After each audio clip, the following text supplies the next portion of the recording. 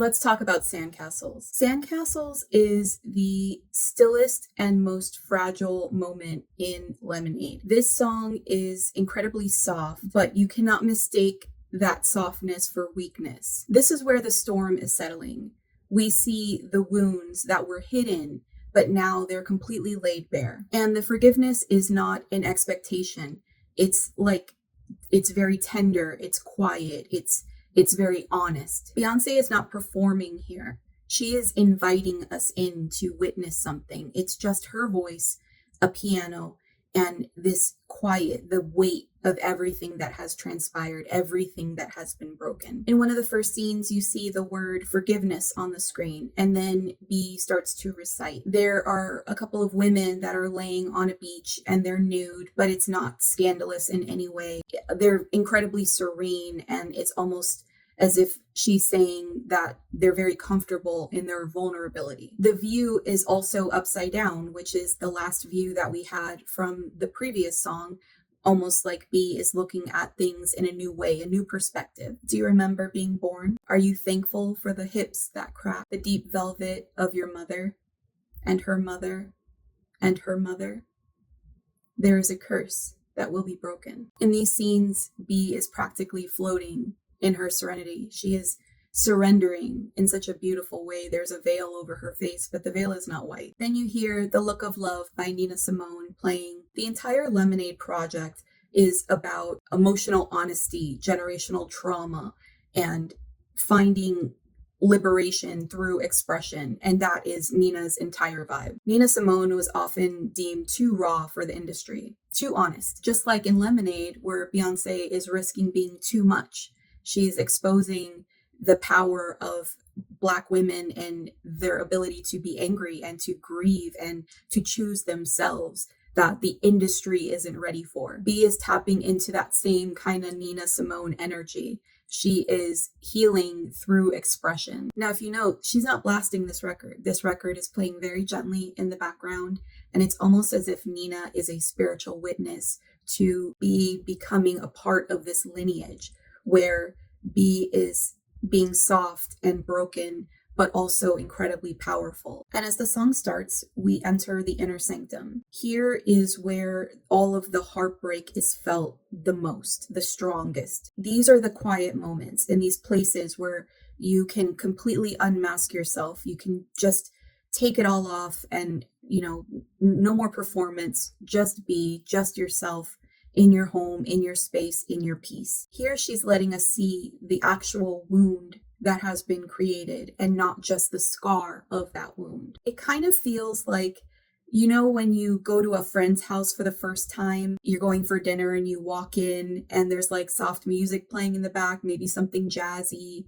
and you walk in a little bit trepidatious and you're very respectful because you know that this is their space. This is their, this is their little energy bubble. While you're nervous and a little awkward to be in their energy bubble, you're also very curious to see how your friend moves around in that space. It's kind of like this dichotomy. I'm anxious, but at the same time, I'm very curious. What do you like, behind closed doors? And Beyonce really brings that feeling to life as soon as you enter that scene. You'll also see a bit of pottery that has cracks in it.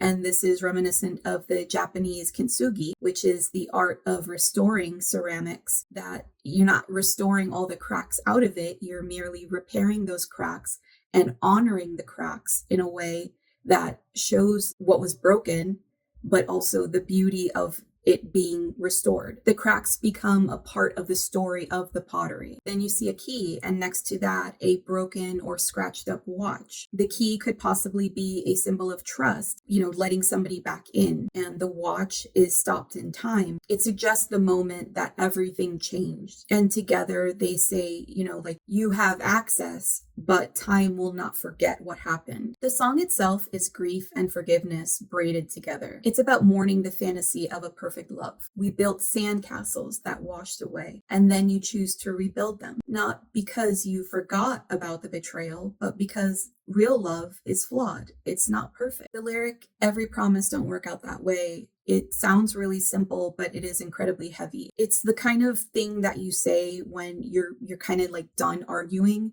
and you just need to be heard. And then there are scenes where you'll see Jay, and he's not Jay-Z the mogul. He's Sean. He's the man that she loves. He's very soft and stripped down, and he's almost laying in supplication at her feet. There's humility there. There's a reverence, and almost as if he's looking to her for mercy. He knows now what he almost lost. And in that storm, he sees that he needs her more than ever. She said, I made you cry when I walked away. She's not trying to shame him here in any way. She then says, show me your scars and I won't walk away. Jay managed to bring his walls down and show her the parts of him that she needed to see in order to know if their love was worth fighting for. That's what real love looks like. Real love is trusting one another enough to show each other your fears, and hopefully the other person is stronger in that area and they can take on that burden and help carry you both through, and vice versa. It reminds me of that line in the movie If Beale Street Could Talk, where Regina King says, remember, love is what brought you here. Don't panic now. Trust it all the way. I think if you let it, this song will change your view of love. It'll change your expectation of what love can do. You'll ask yourself, how much can love carry? The reality is that Jay had to change a lot, but so did B.